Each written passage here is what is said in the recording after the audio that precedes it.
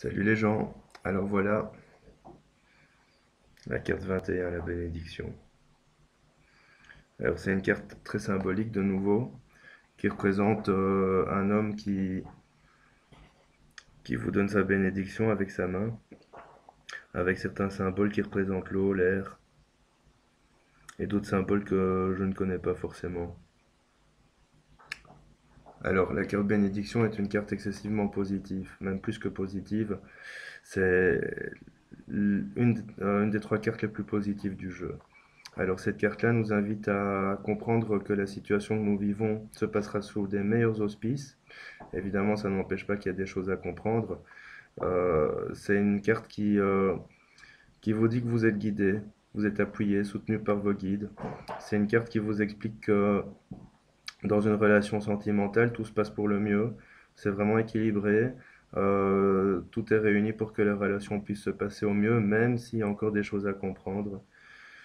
C'est une carte qui, au niveau professionnel aussi, nous annonce toutes les choses positives, promotion, une bonne entente avec les collègues, avec le patron, une bonne vision que les patrons peuvent avoir de nous. Si on est indépendant, ça veut dire que notre métier a vraiment tout pour nous plaire, nous satisfaire.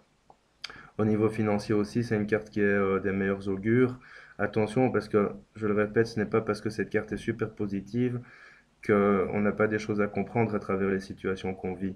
Donc inévitablement, elle nous dira que tout se passera pour le mieux, mais qu'il faut aussi être un petit peu à l'écoute de nos guides, un petit peu à l'écoute d'éventuellement nos disparus et de nos intuitions évidemment, parce que c'est grâce à ça qu'on parviendra justement à surmonter toutes ces situations. Alors cette carte, au niveau karmique, nous indique que le plus souvent l'incarnation qu'on a choisie est une incarnation assez positive, parce que malgré les épreuves, elle nous permettra d'avancer vraiment beaucoup dans notre vie et dans notre chemin d'incarnation.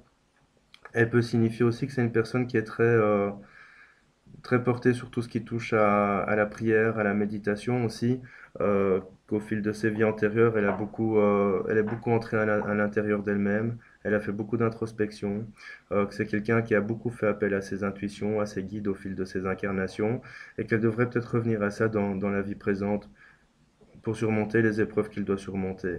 Alors c'est vraiment la carte qui va freiner tout le négatif qui peut sortir d'un tirage, quel que soit le tirage, parce que avec cette positivité, elle va nous dire oui, peut-être que cette situation est difficile, mais tu verras, c'est pour ton bien, ça pourra mieux par la suite, il faut que tu comprennes et que tu te détaches, parce que là, tu es guidé vers quelque chose de mieux, mais il faut aussi que tu sois à l'écoute de ce qu'on te dit, de ce que tes intuitions te disent, parce que c'est ça qui te guide, justement.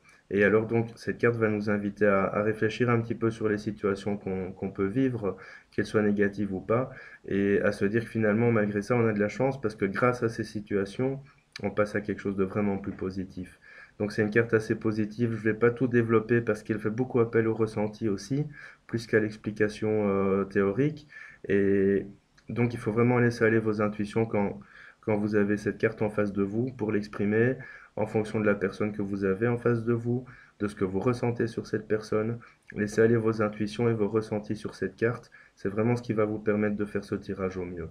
Donc c'était la carte 21, la bénédiction. À bientôt.